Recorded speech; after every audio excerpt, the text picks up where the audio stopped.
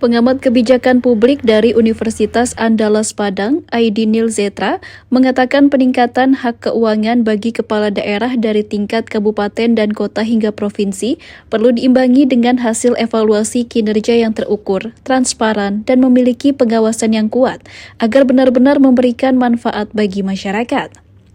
Hal itu disampaikan Aidinil saat diwawancarai Antara terkait wacana peningkatan hak keuangan kepala daerah yang diusulkan Ketua Komisi 2 DPR RI di Kota Padang, Rabu 8 Juli. Wacana ini muncul setelah Komisi 2 DPR menerima aspirasi Asosiasi Wakil Kepala Daerah di tengah maraknya kasus korupsi yang menjerat sejumlah kepala daerah beberapa waktu terakhir. Aidinil menilai peningkatan hak keuangan bagi kepala daerah pada dasarnya dapat mendorong motivasi dan kinerja mereka.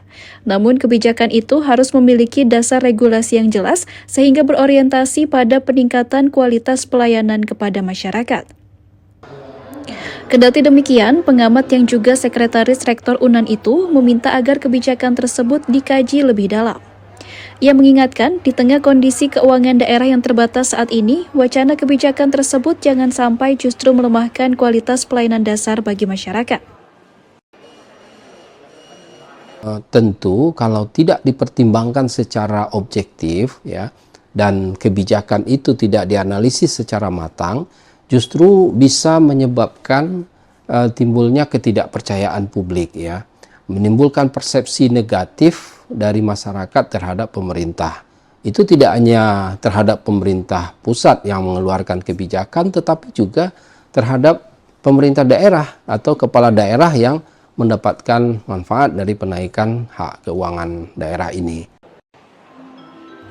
Terkait peningkatan hak keuangan kepala daerah sebagai upaya pencegahan korupsi, Aidinil menilai hal itu tidak secara otomatis bisa menghilangkan praktik korupsi. Sebab persoalan tersebut juga dipengaruhi mentalitas pejabat serta faktor niat dan kesempatan untuk melakukan tindak korupsi.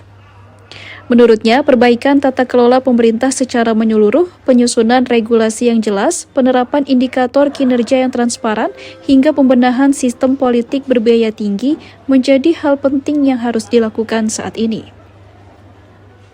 Dari Kota Padang, Sumatera Barat, Fandi Yogari, Kantor Berita Antara, mewartakan.